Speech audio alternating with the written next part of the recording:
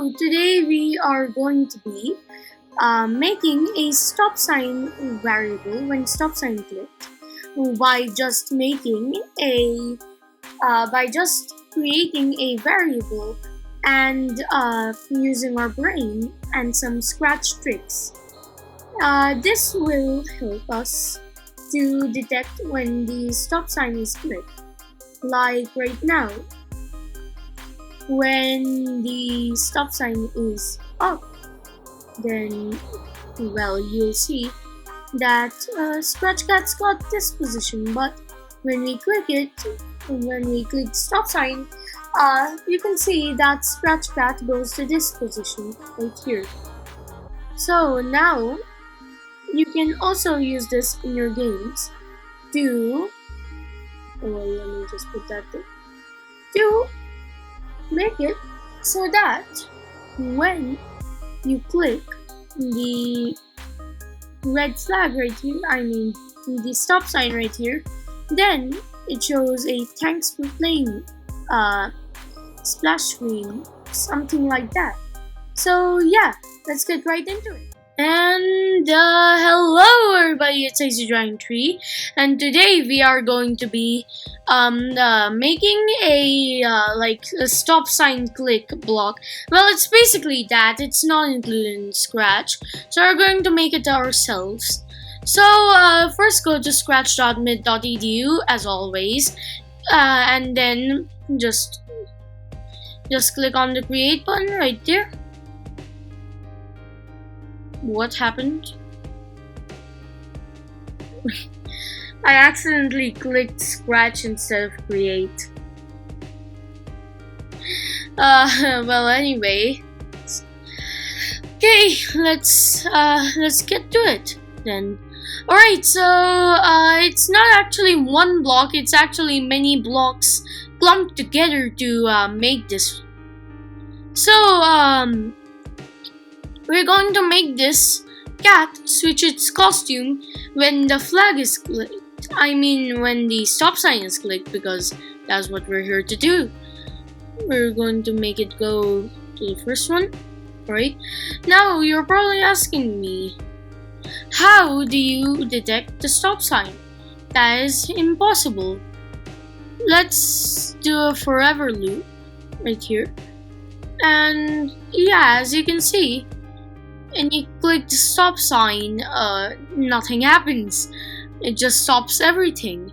And there really isn't any block here, any hat block, to sense if the stop sign is clicked. So what do you do in this case? Okay, so make a variable. I'm going to call it timer, and make it for all sprites. Yeah, that's not really important. You can also make it for this sprite only, but it's not advised. So first set timer to 0, then change timer by 1 in this forever loop. And I just did that completely wrong. Never mind. Alright, set timer to this block right here. It's in the sensing section, and right here it's the timer.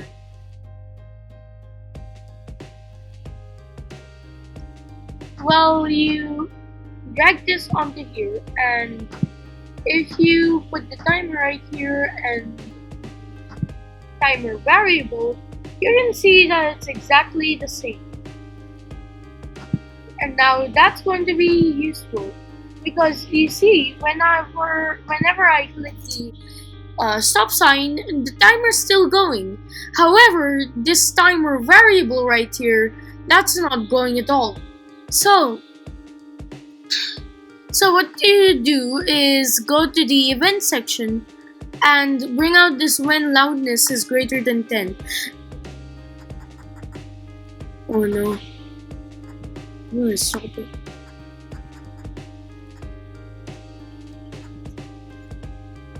Well, I don't know how it... What? But, yeah, bring out the when loudness is greater than 10, but you're probably thinking, what does loudness have to do with this? Well, you just click on this down arrow right here and change it to timer. And now when timer is greater than 10, let's switch costume to the second one. Alright, and you should see that when the timer hits 10, boom, it changed costumes. And we can also reset this perfectly fine. Um, Whenever the stop sign is clicked, it doesn't matter. It'll stip. I can't say words apparently. It'll still keep on running.